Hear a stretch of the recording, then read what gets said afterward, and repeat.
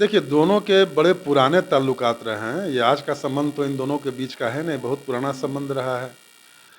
नीरज कुमार जी का भी ललन बाबू के साथ उतना ही मधुर संबंध है। राजनीति में प्रत्येक व्यक्ति को चुनाव के वक्त अपनी दावेदारी पेश करने का पूरा लोकतांत्रिक अधिकार होता है। मोकामा के लिए दावेदार जिनको भी इच्छा है कि हम चुनाव लड़ेंगे, वो लोग अपनी दावेदारी पेश कर रहे हैं।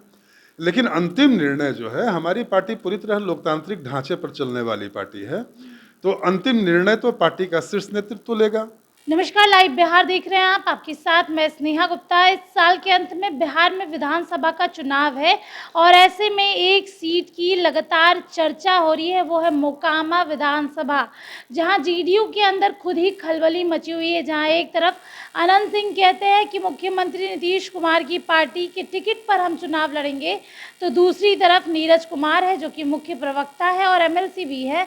तो इस 30 तारीख काफ़ी ऐतिहासिक रहेगा, क्योंकि अनंत सिंह और लल्लन सिंह की जो जोड़ी है वो रैली करते हुए नजर आएगी और इस बार माहौल जो है वो बदल जाएगा। और हमारे साथ खास बातचीत करने के लिए जेडीयू के प्रवक्ता नवल शर्मा जी हैं। सीधे जुड़ते हैं। पहले तो बहुत शुक्रिया बात करने के लिए। जी धन्यवाद। नवल जी, आप तो खुद भी अनंत सिंह के काफ़ी करीबी हैं।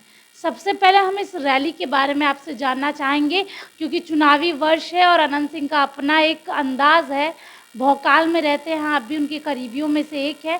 क्या लग रहा है ये जो जोड़ी है ललन सिंह और अनंत सिंह की, क्या करेगी इस बार चुनाव में? देखिए,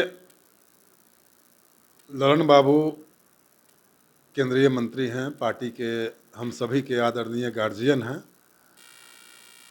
ललन बाबू का अपना एक जनाकर्षण है। अनंत बाबू भी अपने क्षेत्र से विधायक रह चुके हैं और लोगों के बीच उनका आकर्षण सर चढ़ के बोलता है। वो अपने क्षेत्र में काफ़ी लोकप्रिय थे और हैं। नीरज कुमार जी हमारी पार्टी के मुख्य प्रवक्ता हैं और हम सभी के आदरणीय बड़े भाई हैं, विधान पार्षद हैं। तो देखिए, महत्वपूर्ण ये है कि राजनीति में प्रत्येक व्यक्ति को चुनाव के वक्त अपनी दावेदारी पेश करने का पूरा लोकतांत्रिक अधिकार होता है।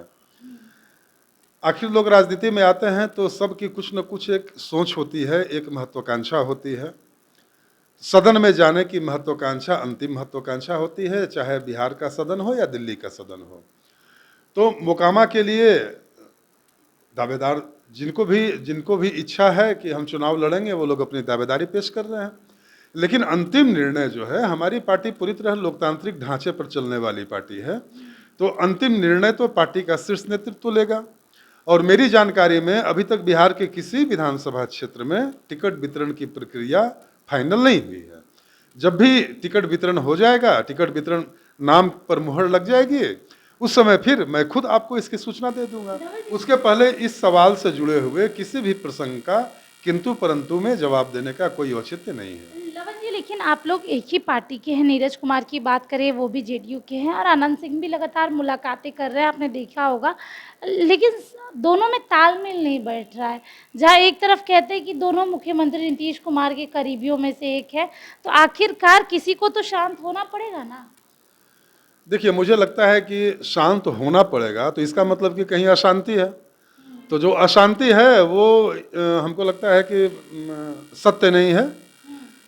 मैं तो आपको पहले ही बता चुका कि हमारी पूरी तरह लोकतांत्रिक ढांचे पर चलने वाली पार्टी है और यहाँ सब कुछ लोकतांत्रिक तरीके से होता है और ये अशांति जैसी यहाँ कोई बात नहीं है। जो रैली होने जा रही है 30 तारीख को, वो भी काफ़ी ऐतिहासिक रहेगी, क्योंकि अनंत सिंह खुद एक बाहुबली छवि के नेता हैं। अंदाज उनका जाना माना है और लोगों को पसंद भी आता है। दूसरी तरफ ललन सिंह केंद्रीय मंत्री है। अब अगर ललन सिंह और अनंत सिंह साथ आ जा रहे हैं, रैली कर रहे हैं, तो इस बट की तो कोई बात ही नहीं है। और इन दोनों की जोड़ी पर आप क्या कहेंगे? देखिए, दोनों के बड़े पुराने ताल्लुकात रहे हैं। ये आज का संबंध तो इन दोनों के बीच का है नहीं, बहुत पुराना संबंध रहा है। नीरज कुमार जी का भी ललन बाबू के साथ उतना ही मधुर संबंध है। तो देखिए, राजनीति में आप तो एक पार्टी की बात कर रही हैं। राजनीति तो ऐसी विधा है जिसमें अलग अलग पार्टियों के नेताओं के आपस में गहरे और प्रगाढ़ संबंध होते हैं। तो यह बिल्कुल स्वाभाविक सी बात है। अब चुनाव का वक्त है, चुनाव लड़ने की इच्छा है, तो जिनकी भी चुनाव लड़ने की इच्छा होती है वो अपने क्षेत्र में विभिन्न माध्यमों से जोर आजमाइश करते ही हैं। कोई रोड शो करता है, कोई जनता से मिलने के लिए कई तरह के अलग अलग कार्यक्रम चलाता है। तो यह बिल्कुल स्वाभाविक सी बात है, इसमें अनहोनी जैसी तो कोई बात है नहीं। तो चलिए देखिए, रोड शो होने वाला है, आनंद सिंह नजर आएंगे अपने अंदाज में, तो उनके साथ खड़े रहेंगे लल्लन सिंह। इस साल के अंत में चुनाव है और इन दोनों की जोड़ी बिहार की राजनीति को और राजनीतिक गलियारों को कैसे गरमाती है, सबकी नज़र बनी रहेगी 30 अगस्त पर। अब देखना होगा क्या कुछ होता है। आप बने रहिए हमारे साथ, तब तक के लिए बहुत बहुत शुक्रिया।